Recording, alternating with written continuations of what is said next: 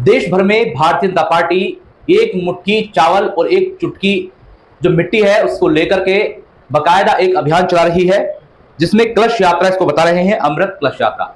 जो जवान शहीद हुए हैं उनकी शहादत के बाद उनको श्रद्धांजलि अर्पित करने के लिए यह प्रोग्राम चलाया गया। आज उसका समापन था। अलग अलग स्थानों पर अलग अलग अतिथि पहुंचे, जहां मेरठ के भवानपुर थाना क्षेत्र के मोरना में सांसद राजेंद्र अग्रवाल अपने लोगों के साथ पहुंचे और यहां पर एक चुटकी मिट्टी और एक मुट्ठी चावल यहां पर उन्होंने इकट्ठा किए। इसी कड़ी में भारतीय जनता पार्टी जो कि अल्पसंख्यक मोर्चा के तमाम कार्यकर्ता थे, तो सिवाल खास विधानसभा क्षेत्र में गांव चंदोरा में पहुंचे।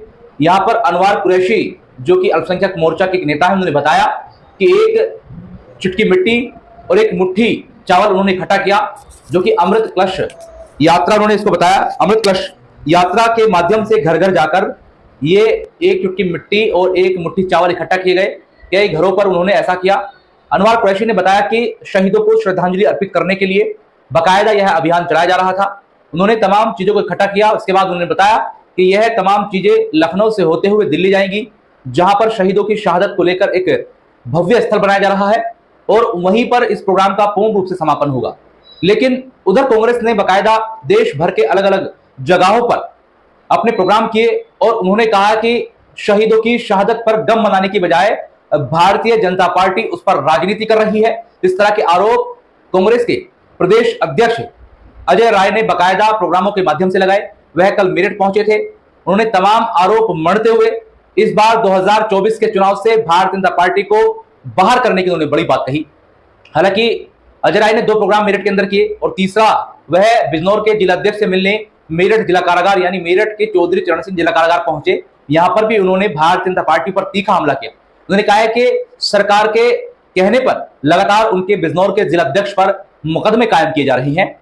उन्होंने आरोप के साथ साथ यह भी चेताया कि इस बार 2024 में भारतीय जनता पार्टी की सरकार जा रही है। साथ ही जब उनसे सवाल किया गया कि भारतीय जनता पार्टी और अन्य जो उनके सहयोगी दल है वो कह रहे हैं यह इंडिया गठबंधन नहीं है, ठगबंधन है। हालांकि उन्होंने इस पर भारतीय जनता पार्टी को घेरा। उन्होंने कहा कि उनके इंडिया गठबंधन में इतने दल नहीं है जितने एनडीए के साथ जुड़े हुए हैं। कई तरीके की उन्होंने बात कही और कलश यात्रा जो निकल रही है इस पर भी उन्होंने बड़ा कटाक्ष किया है।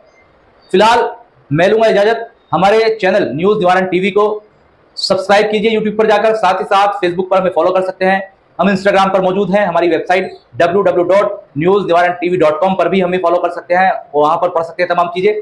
साथ ही जल्द ही हमारा एप्लीकेशन प्ले स्टोर में लॉन्च होने जा रहा है, उसके माध्यम से भी आप हमसे सीधे जुड़ सकते हैं और हमें ये बता सकते हैं कि हमें किन मुद्दों पर खबर बनानी चाहिए, क्योंकि हम चाहते हैं कि जनता के सरोकार की तमाम वो बातें, वो खबरें हम उठाएं जो सीधे जनता से जुड़ी हैं और जनता की बातों को आला कमान सरकारों तक पहुंचाने की हम कोशिश करते हैं। फिलहाल मैं लूंगा इजाजत। सबा खैर।